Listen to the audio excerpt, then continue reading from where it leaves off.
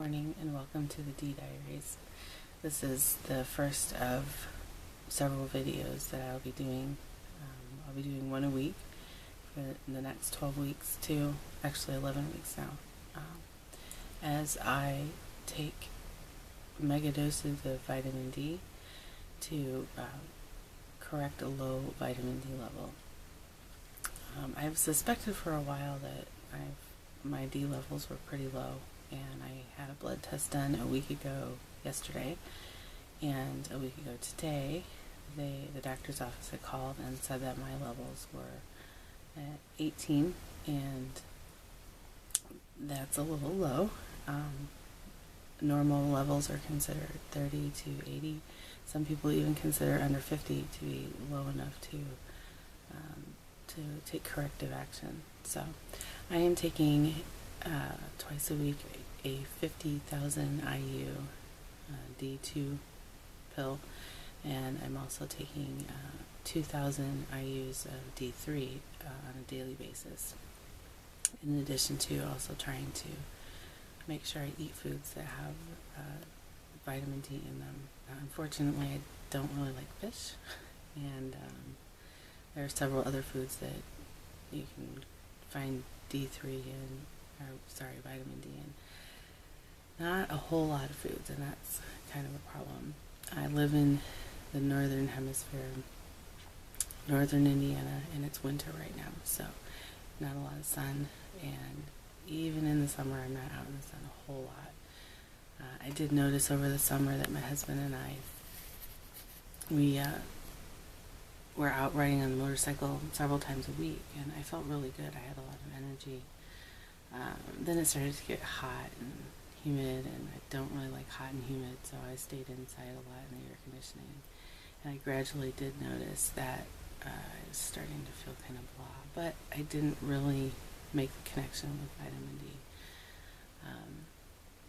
So I've also learned that vitamin D deficiency can be behind a lot of different disorders and illnesses and chronic conditions such as high blood pressure and diabetes, excuse me, and thyroid disorders. And I deal with all three of those things, so I'm hoping to correct that as well as lose some weight. And there's also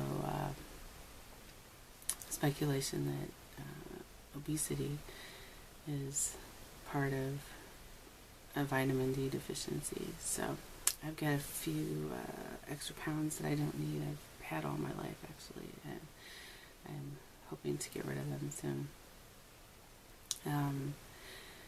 How do I feel? In general, I feel better. I'm waking up better. Although yesterday I didn't hear my alarm, or it didn't go off, I'm not sure, so I overslept. But once I did get up, it didn't take me as long to wake up. My brain feels a little more sharp. I do have a bit more energy.